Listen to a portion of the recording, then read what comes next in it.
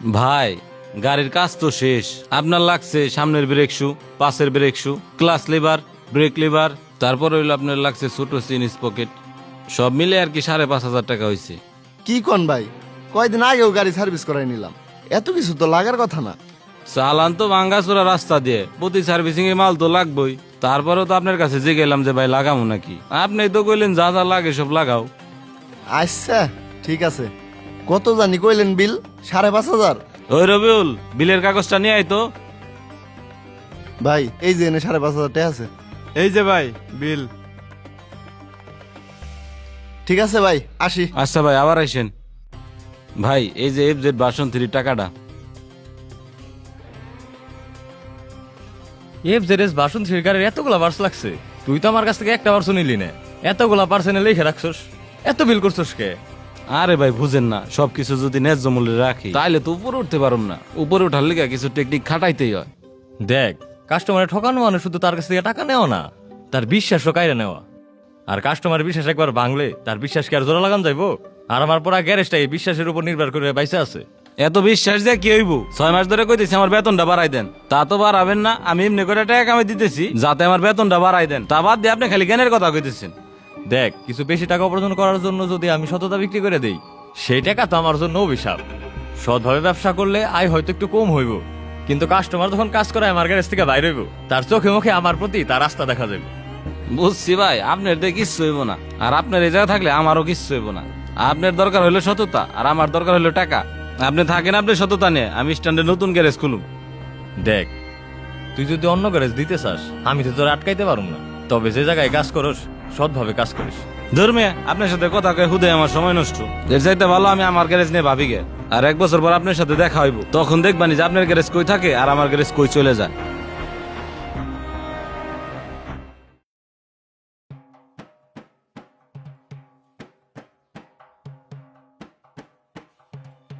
কিরে, এই গাড়ির কাজটা শেষ হয় নাই? না ভাই, এখনো তো শেষ হয় নাই, বিকালের ভিতরে শেষ হয়ে যাইব। আচ্ছা যাই হোক, এখন তো সব পার্টসের দাম 200 করে কমায় রাখবি, আর যেগুলো বড় পার্টস আছে ওইগুলোতে 300 করে কমায় রাখিস। ভাই সব পার্সেতে যদি 200-300 করে কমাই রাখি তাই লাভ হইব কেমন? ব্যবসায় তো লস হইব।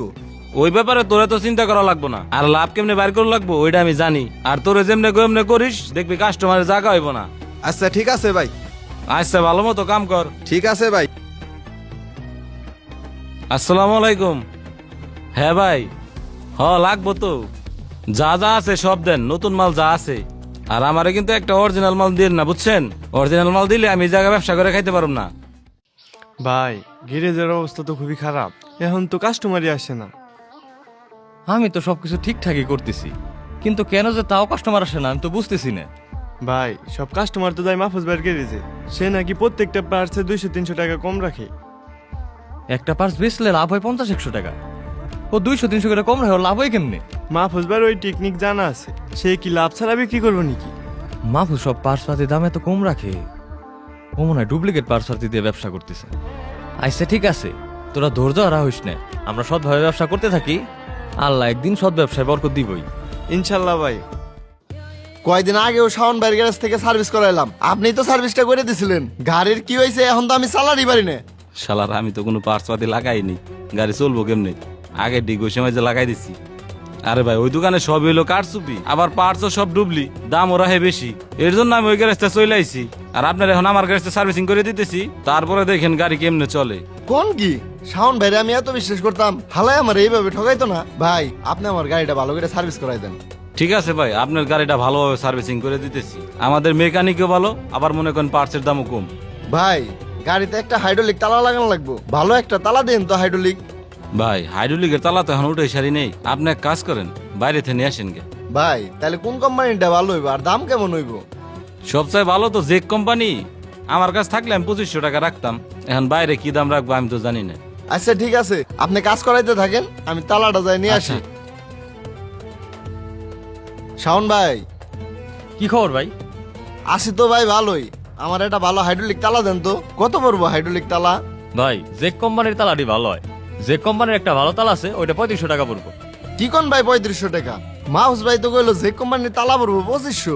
কোন কি ভাই, এই তালা তো কিনাই পড়ছে আমার 3000-এর মতো, আমার কি কিছু টাকা লাভ করতে দিবেন না? আইসা ভাই আপনি আমার 200 টাকা কম দিন। আপনি এরকম দাহাতের মতো দাম দেন দেখে তো কাস্টমার এখন আপনার দোকানে আসে না। আমি আপনার কাছ থেকে তালা নিমনে, মাহফুজ ভাই তালা উঠলে আমি মাহফুজ ভাইয়ের কাছ থেকে তালা নেবানি। শাওনের দোকানে গেছিলাম, ও তালার দাম 3500 টাকা চায়। কত বড় খারাপ লোক। হ ভাই আপনার তো আগে কইছিলাম ও অনেক বড় ডাকাত। ভাই গাড়ির কাজ তো শেষ, পিস্টনও চেঞ্জ করে দিছি, এখন তো মোবিল চেঞ্জ করতে হইব। কোন মোবিল লাগাবেন ভাই? ভাই কোন মোবাইলটা ভালো হইব আমার গাড়ির লেগে? ভাই নতুন একটা মোবাইল আছে ইস্টু কোম্পানির, মনে করেন আপনার গাড়িতে লাগাইলে ইঞ্জিন একদম ফ্রেশ থাকবে, আবার দামেও কম আছে। তাইলে স্টুডটাই ভালো হইব না ভাই? ওই আমার স্টুডটা লাগাই দাও। সস্তা পায়ে ডুপ্লিটা লাগাবার চাইতেছি, পরে যে কি মারাটা খাইব। আচ্ছা ঠিক আছে ভাই, ওইটাই লাগাই। ওই ভাই কে আছেন? বাইকটা একটু সার্ভিস করা লাগতো। ভাই কি করাবেন? ভাই বাইকটা শুধু বন্ধ হয়ে যায় রানিং, একটু মাস্টার সার্ভিস করে দেন তো। ভাই আপনি তাকে মাহফুজের গ্যারেজে যাইতেন, হঠাৎ আমার গ্যারেজে আসলেন। মাহফুজের গ্যারেজে যায় তো ভুল করছি, দাম আসলে কম রাখে কিন্তু পার্স দেয় 2 নাম্বার ঢুকায়। আচ্ছা ঠিক আছে, আপনি বসেন, সার্ভিস করাই দিতেছি। এই রবিউল, ব্যাগটা সার্ভিস করতো।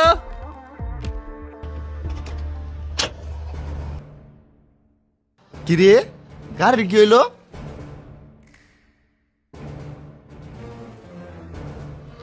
খট করে শব্দ হইলো। কি রে, ইঞ্জিন তো কাজ করতেছে না মনে হয়, স্টার্টই হয় না। আল্লাহ রে, এখন আমার কি হইব? শাওন ভাইয়ের গ্যারেজে নিয়ে যাই, ওই বাটপাড়ের গ্যারেজে আর যাওয়া যাবে না।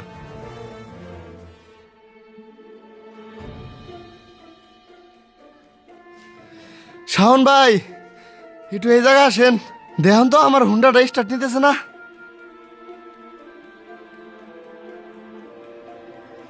ভাই পিস্টন বাইঙ্গে ইঞ্জিন সিজ করছে। কও কি তুমি? 1 সপ্তাহ আগে আমি নতুন পিস্টন আর নতুন মোবিল লাগাইছি। ভাই বুঝছি, আপনার ডুবলি মোবাইল ঢুকাই দিছিল আর পিস্টনটা দিছে বাঙ্গারি, এর লিগে আপনার ইঞ্জিন সিজ করছে। আপনি বিশাল বড় ধরা হয়ে গেছেন, এখন 50,000-60,000 টাকা লাগবে।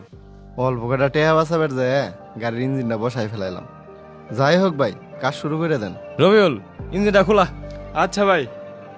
ভাই একটু কমাই টমাই রাখেন। ভাই আমি আপনার কাছ থেকে ন্যায্য দাম এরকম 1 টাকা বেশি রাখুম না। ভাই আমি ভুল করছি, কিছু টাকা বাঁচাইতে যায় ভুল জায়গায় গাড়ির কাজ করাইছি, এখন আমার গাড়িটাই শেষ হয়ে গেল। ভাই মানুষ হোক বা মেশিন, সততার কোনো শর্টকাট হয় না। সস্তা জিনিস, মিথ্যা প্রতিশ্রুতি প্রথমে অনেক মিষ্টি লাগে, কিন্তু শেষে তেতো বিষয়ে মানুষের জীবনকে পুরাইয়া দেয়। ভাই ভালো কাজের দাম হয়তো একটু বেশি লাগে, কিন্তু ভালো কাজ কখন আপনি ধ্বংস বই আনবে না। সততা সবসময় আপনাকে রক্ষাই করবে। ভাই আমি আমার গ্যারেজে সবসময় সৎভাবে কাজ করার চেষ্টা করি। একটা কথা সবসময় আমাদের মনে রাখা উচিত, টাকা হারালে টাকা আবার আয় করা যায়, কিন্তু বিশ্বাস হারাইলে সবকিছুই হারায় যায়। সত্যকে কখনো ধ্বংস করা যায় না। সততার পথে হাঁটা মানুষগুলো হয়তো একটু দেরিতে জয়ী হয়, কিন্তু তাদের জয়ই সবচেয়ে দীর্ঘস্থায়ী।